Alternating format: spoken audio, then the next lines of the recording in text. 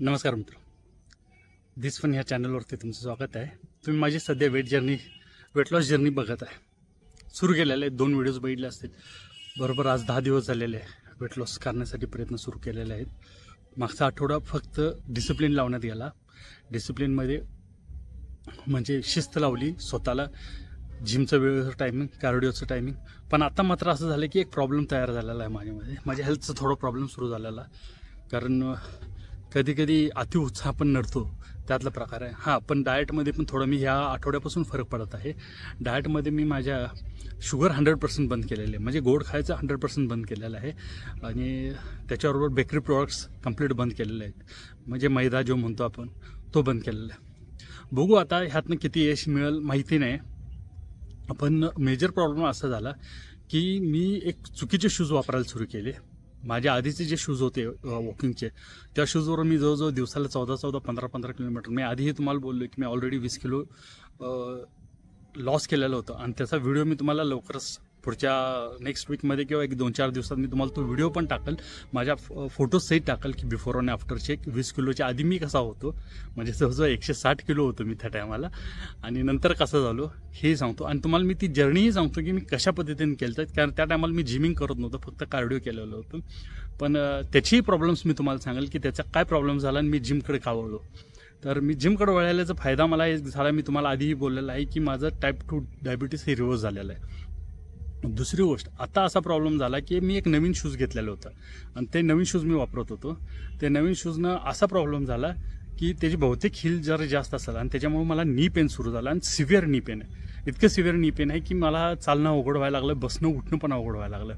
मग आता सध्या मी असं ठरवलं की 1-2 दिवस पुन्हा मी माझे रेग्युलर शूजवरती आलेलो आहे, आणि की आता थोडं पुन्हा आपण वॉकिंग शिस्तीत करूया किंवा जॉगिंग जरा बंद केलेलं आहे, कारण जादा गुडघ्यावरती ताण देणं बरोबर पडत नाही, कारण वेट ऑलरेडी माझं जास्त आहे। वेट जास्त असल्यामुळं हा प्रॉब्लेम होऊ शकतो की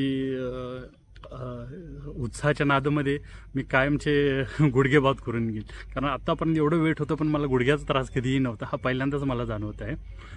पण मित्रांनो, एवढं लक्षात घ्या, जर तुम्ही माझे व्हिडिओज बघत असाल आणि तुम्हाला जर वाटत असेल की मी माझ्या डाएटमध्ये किंवा माझ्या जिमच्या रुटीन्समध्ये काय फरक करावा, आज मी 2 मसल्स रेग्युलरली टार्गेटेड करतो।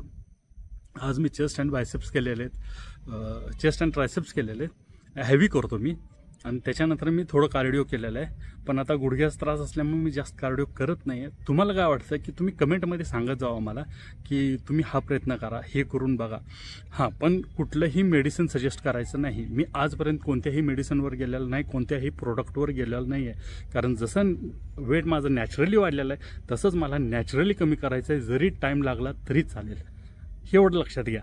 आणि दुसरी गोष्ट म्हणजे लाईक करा, सबस्क्राईब करा, कमेंट करत जावा, म्हणजे मलाही प्रोत्साहन येईल की नेमकं मला काय करायला पाहिजे। आणि आता मोटिवेशनल गोष्ट म्हटलं तर लक्षात घ्या, कोणत्याही एज, कोणत्याही वेळेला काहीही बंधन नसतं, फक्त सुरुवात करायची गरज असते, आणि ती मी सुरुवात केलेली आहे। आणि जर तुम्ही वेटमध्ये स्टक झाला असाल किंवा तुमच्या वेट जर्नीमध्ये तुम्ही स्टक झाला असाल तर लक्षात घ्या की तुम्हालाही ते शक्य आहे।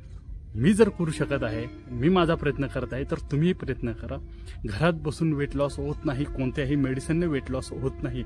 लक्षात घ्या, वेट लॉसचा सगळ्यात मेजर रोल म्हणजे तुमच्या कॅलरीज डेफिशियंटमध्ये जाणं गरजेचं असतं। त्याच्यामुळं फूड हे 60% मध्ये आहे, आणि 40% मध्ये तुमचं एक्सरसाइज आहे, 20% जिमिंगमध्ये आहे, 20% मध्ये तुमचं कार्डिओ, म्हणजे 60% तुमचं वेट मॅनेजमेंट हे फक्त तुमच्या खाण्यावरती। तर चला बघू, तुम्हाला नेक्स्ट टाइम माझं वेटही दाखवलं, मी किती वेट होतं आणि आता किती आहे म्हणून। आणि पुढचा व्हिडिओ मी तुमच्यासाठी लवकरच तयार करत आहे की ज्याच्यामध्ये मी 20 किलो कसं केलं, त्याची जर्नी काय झाली, त्या जर्नीमध्ये काय काय प्रॉब्लेम आला आणि मी कसंच कम्प्लीट केलं। तर चला पुन्हा भेटू।